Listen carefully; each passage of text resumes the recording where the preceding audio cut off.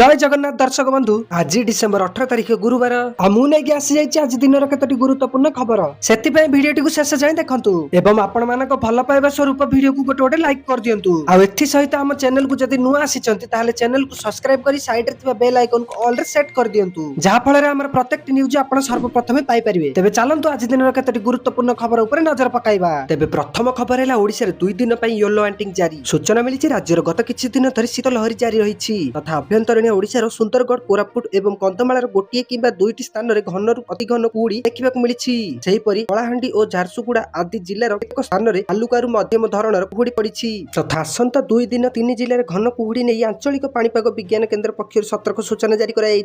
Yellow warning जारी होइतिबा जिलागुड़िक मध्य सुंदरगढ़ कोरापुट और कंधमाला रही अन्यपटे कलाहांडी सुंदरगढ़ झारसुगुड़ा कोरापुट और कंधमालार गोटे दुईटी स्थान में हालुकारू मध्यम धरणर कुहुड़ी पड़ा नहीं पाणीपाग केन्द्र पक्षर पूर्वानुमान कराई। 19 ରୁ 23 तारिख पर्यंत राज्य में पाग शुक्ला रही मंगलवार दिन रेकर्ड कर तापमात्रा अनुसार दारिंगबाड़ी रे दिन तापमात्रा सर्वाधिक 24.5 डिग्री सेल्सियस और रात्रि तापमात्रा 7.0 डिग्री सेल्सियस रही एवं राज्य सर्वनिम्न तापमात्रा कोरापुट रे 6.5 डिग्री सेल्सियस रही। परवर्ती खबर सस्ता है सीएनजी और पीएनजी दर। तेज सूचना मिली नूतन वर्ष 2026 आरंभ भारतीय ग्राहकों आश्वस्ति आनिब पेट्रोलियम एवं प्राकृतिक गैस नियामक बोर्ड अर्थात पीएनजीआरबी तारिफ जुगीजुगकरण घोषणा करिछि जहा फल सारा देश में सीएनजी एवं पीएनजी मूल्य यूनिट पिछा 2 ରୁ 3 टंका ह्रास पाइब।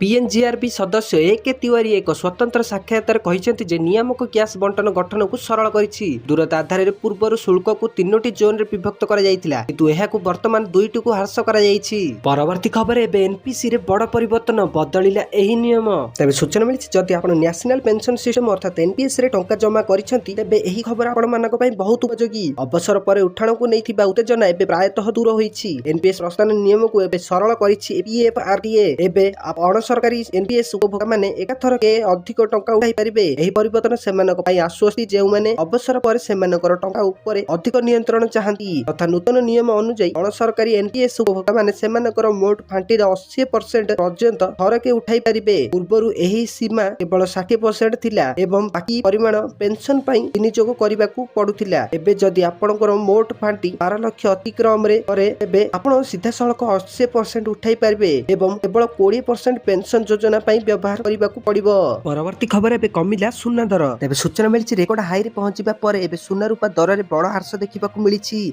17 डिसेंबर सकाळे सारा देश रे सुना दर ह्रास पाउथिबा देखिबाकू मिलिथिला एवं राजधानी दिल्ली रे 24 कैरेट सुनार मूल्य प्रति 10 ग्राम पिछा 1,34,000 टंका ह्रास पाइछि तथा मुंबई रे सुनार मूल्य मध्य प्रति 10 ग्राम पिछा 1,33,850 टंका रही।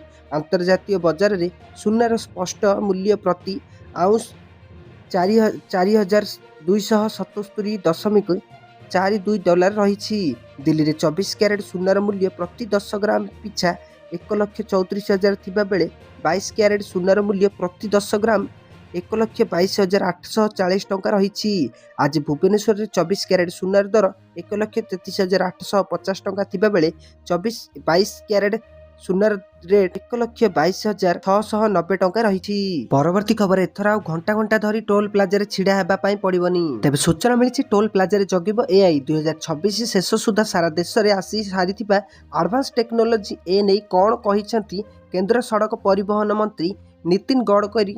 आसंतु जानिबा केंद्र सड़क परिवहन एवं राजपथ मंत्री नितिन गडकरी आज राज्यसभा रे सूचना देइछंती जे 2026 शेष सुधा सारा देश रे मल्टी लेन फ्री फ्लो अर्थात एमएलएफएफ टोल सिस्टम एवं एआई चालित राजपथ परिचालना प्रयुक्ति विद्या कार्यकारी करा जिवो जहा द्वारा यात्री मानक पई टोल प्लाजा रे अपेक्षा समय दूर हेबो तथा प्रश्न काल रे परिपूरक प्रश्नर उत्तर देई गडकरी कहिसंती जे नूतन प्रयुक्ति विद्या संपूर्ण भाव में एआई आधारित हेबो एवं टोल प्लाजा रे अपेक्षा न करी जानवाहन गुड़ी को टोल पॉइंट देई जीवाकू अनुमति देबो। परवर्ती खबर भारत विरुद्ध रे कड़ा मंतव्य देला बांग्लादेश। तेबे सूचना मिलिछि भारतर वैद्युतिक मंत्रालय अर्थात एमईए आज बांग्लादेश रो हाई कमिशनर को सह कथा होई नेशनल सिटीजन पार्टी नेता हसनात अब्दुल्ला द्वारा दि जाइथिबा भारत विरोधी मंतव्य उपरे एक औपचारिक कूटनैतिक प्रतिवाद दाखल करिछि तथा डाकरा केंद्रीय शहीद मिनार एक समावेश को संशोधित करने समय अब्दुल्ला चेतावनी देइथिले जे बांग्लादेश भारत प्रति शत्रुता करुथिबा शक्ति को आश्रय देई पारे ଏବଂ ଭାରତ 7 ସିଟର କୁହାଯାଉଥିବା ରାଜ୍ୟକୁ ଅରୁଣାଚଳ ପ୍ରଦେଶ, ଆସାମ, ମିଜୋରାମ, ମଣିପୁର, ମେଘାଳୟ, ନାଗାଲ୍ୟାଣ୍ଡ ଏବଂ ତ୍ରିପୁରାକୁ କାଟିବାରେ ସାହାଯ୍ୟ କରିପାରେ।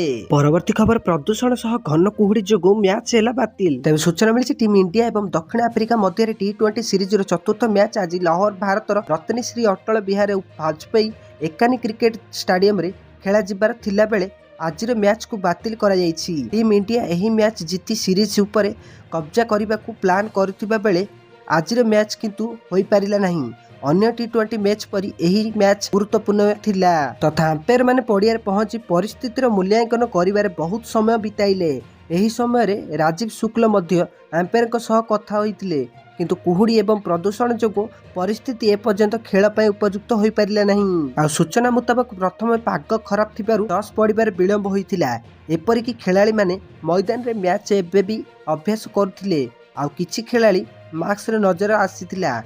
ଭାରତ ବନାମ ଦକ୍ଷିଣ ଆଫ୍ରିକା ଚତୁର୍ଥ T20 ମ୍ୟାଚ୍ଟି ସନ୍ଧ୍ୟା 6:30ରେ ଟସ୍ ହେବା ପାଇଁ ସ୍ଥିର କରାଯାଇଥିଲା ଏବଂ ମ୍ୟାଚ୍ଟି ସନ୍ଧ୍ୟା 7ଟାରେ ଆରମ୍ଭ ହେବାର ଥିଲା। ପରବର୍ତ୍ତୀ ଖବର, ଏବେ EPFO କର୍ମଚାରୀଙ୍କ ପାଇଁ ଖୁସି ଖବର। ତେବେ ସୂଚନା ମିଳିଛି କେନ୍ଦ୍ର ଶ୍ରମ ମନ୍ତ୍ରୀ ମନସୁଖ ମାଣ୍ଡବୀୟ ଘୋଷଣା କରିଛନ୍ତି ଯେ କର୍ମଚାରୀଙ୍କ ପାଇଁ PF ଉଠାଣ ପ୍ରକ୍ରିୟା ଖୁବ୍ ଶୀଘ୍ର ବହୁତ ସହଜ ହୋଇଯିବ। ସେ କହିଛନ୍ତି ଯେ ମାର୍ଚ୍ଚ 2026 ସୁଦ୍ଧା କର୍ମଚାରୀମାନଙ୍କ ପାଇଁ UPI ଏବଂ ATM ମାଧ୍ୟମରେ ସେମାନଙ୍କ PF ଆକାଉଣ୍ଟରୁ ସିଧାସଳଖ ଟଙ୍କା ଉଠାଣ କରିପାରିବେ। ଏହାର ଅର୍ଥ ହେଉଛି PF ଫାଣ୍ଡି ଉଠାଣ ଏବେ ବ୍ୟାଙ୍କରୁ ଟଙ୍କା ଉଠାଣ ପରି ସହଜ ହୋଇଯିବ।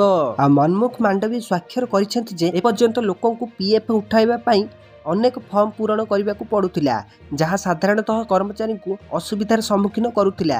ଏବେ ଏହି ପ୍ରକ୍ରିୟା ସମ୍ପୂର୍ଣ୍ଣ ଡିଜିଟାଲ ଏବଂ ସୁଗମ ହେବ।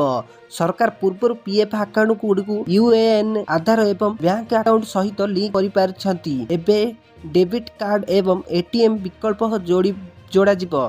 ଏହା ଆବଶ୍ୟକ ହେଲେ କର୍ମଚାରୀଙ୍କୁ ତୁରନ୍ତ ସେମାନଙ୍କ PF ବାଲାନ୍ସର 75% ଉଠାଇବାକୁ ଅନୁମତି ମିଳିବ।